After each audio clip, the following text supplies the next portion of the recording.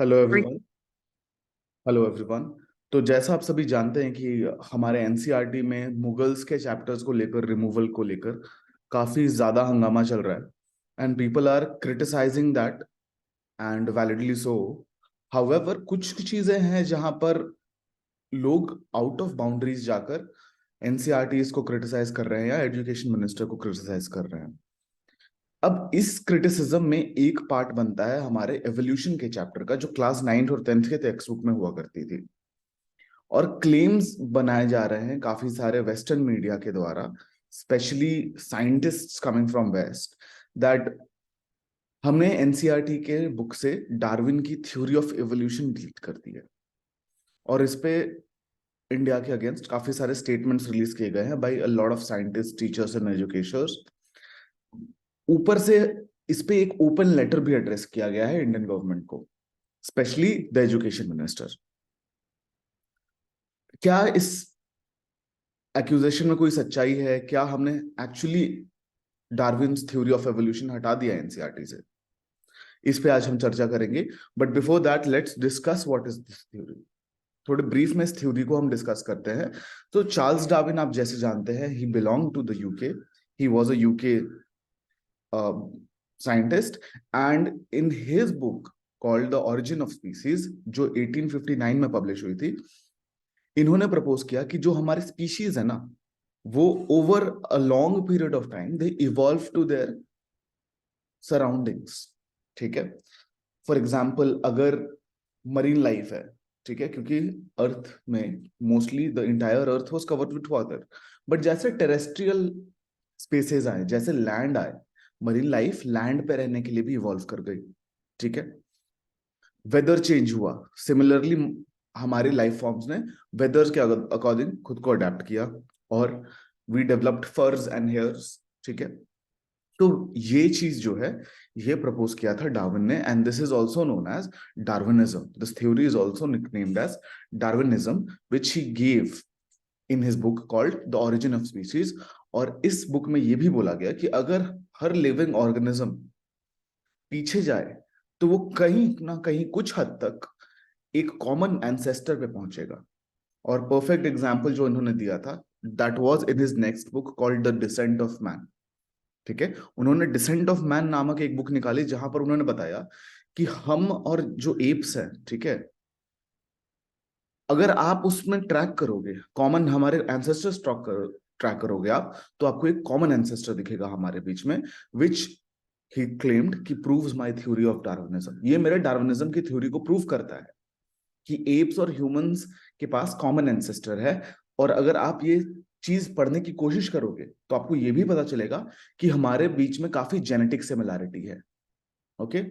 Actually some research claims that 96% to 97% our genetic material is very same. It's the exact same. हमारी genetic model जो है, हमारी जो genetic structure है, वो एफ से 96 टू 97% मैच करती है। Okay. So this is the claim he made. Now what is happening here? Now this is the obviously the theory of evolution which was proposed. ठीक है। मैन का evolution कैसे हुआ?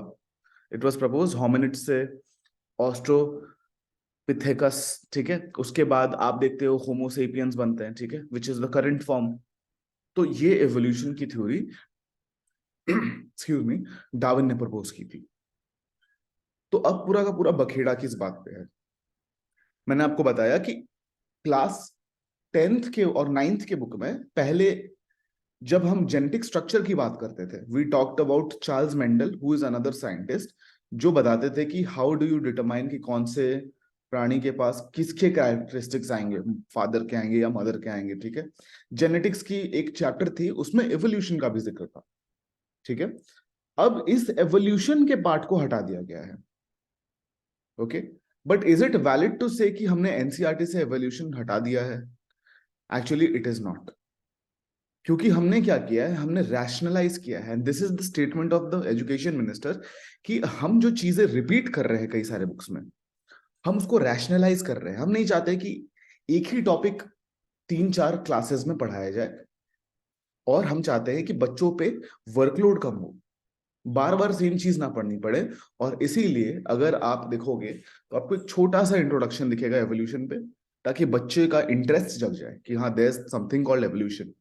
और आपको पता है आपके पास एक बहुत ही स्ट्रॉन्ग टूल है अभी which is known as the internet, ताकि बच्चा खुद से भी इंक्लूसिव रिसर्च कर सके इन टॉपिक्स पे। और अगर थोड़ी जागरूकता जागती है बच्चों में, ठीक है, कुछ जिज्ञासा आती है बच्चों में, then they have a full fledged chapter of evolution in class 12th book. You this is the chapter, this is a screenshot जो मैंने एनसीईआरटी की ऑफिशियल वेबसाइट से लिया है। तो क्लास 12th के बायोलॉजी के बुक में you have a dedicated chapters on evolution. और यहाँ पर origin of life, evolution of life forms, ठीक है, एविडेंसेस की बात की गई है, एवोल्यूशन के मैकेनिज्म क्या है, प्रिंसिपल्स क्या इन्वॉल्व है, इन सभी चीजों की इस चैप्टर में बात की गई है। तो ऐसा बोलना बिल्कुल सरासर गलत होगा कि हमने एनसीईआरटी से एवोल्यूशन का चैप्टर हटा दिया है। अब दूसरी क्लेम क्या आती है कि some researchers and scientist are saying कि आपने 12th में क्यों रखा है इसको, इसको 10th में रखो। बिकॉज होता क्या है कि स्ट्रीम्स डिवाइड होते हैं एक पॉइंट के बाद, है ना। आपको पता है कि 10th के बाद you are made to choose कि आपको साइंस लेना है, कॉमर्स लेना है या ह्यूमैनिटीज लेना है। इसके लिए दो चीजें हैं, एक, yes it is a valid argument, but again it is a matter of basically not us but the policy interests which the government takes।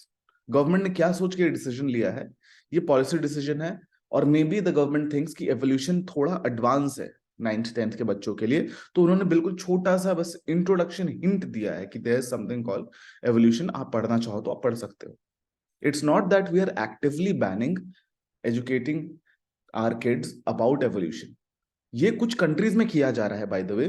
There are researches to show you that there are certain religions जिनके concept के बिल्कुल opposite जाता है evolution. Okay, ठीक है। Example, a lot of sects of Christianity, Christianity के बहुत सारे सेक्ट्स हैं। देखो वो तो बिलीव करते थे कि एडम ईव आए, ठीक है, और हम सारे उनके बेसिकली वंशज हैं। ओके, हम सारे उनके बेसिकली बायोलॉजिकल चाइल्ड है एडम ईव के। एंड एवोल्यूशन डिनाई करती है Christianity. But now scientific study से काफी सारे क्रिश्चियंस भी इसको बिलीव करने लगे हैं। Same goes for Islam. Actually एक रिसर्च कंडक्ट की गई थी, उसमें देखा गया था that the Buddhist sect is the one sect which is the highest population accepting evolution।